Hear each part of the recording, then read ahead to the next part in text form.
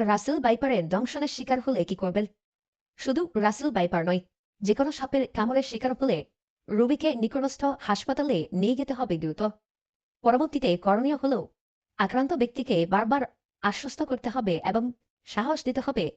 আতঙ্কগ্রস্ত হতে দেওয়া যাবে না। নির্বিষ সাপের কামড়েও আতঙ্কিত হয়ে মানসিক আঘাতে মারা যেতে পারে মানুষ। বাংলাদেশের অধিকাংশ সাপই বিষহীন। অল্প কিছু সাপ বিষধর।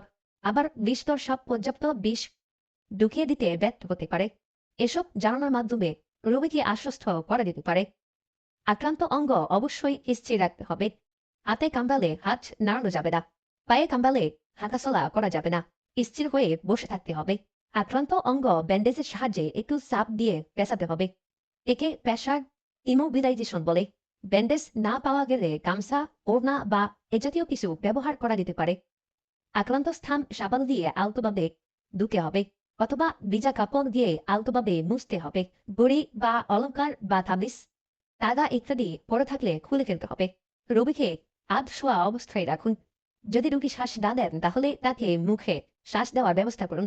যদি সাপটিকে ইতিমধ্যে মেরেই ফেলেন তাহলে সেটি হাসপাতালে নিয়ে আসুন। তবে এ ব্যাপারে সাবধানতা অবলম্বন করতে হবে। কোনোভাবেই হাত দিয়ে সাপ ধরা যাবে না। কিছু সাপ মরার ভান করে থাকে, তবে সাপ মারতে গিয়ে অযথা সময় নষ্ট করবেন না। যত দ্রুত সম্ভব আক্রান্ত ব্যক্তিকে হাসপাতালে নিয়ে যেতে হবে।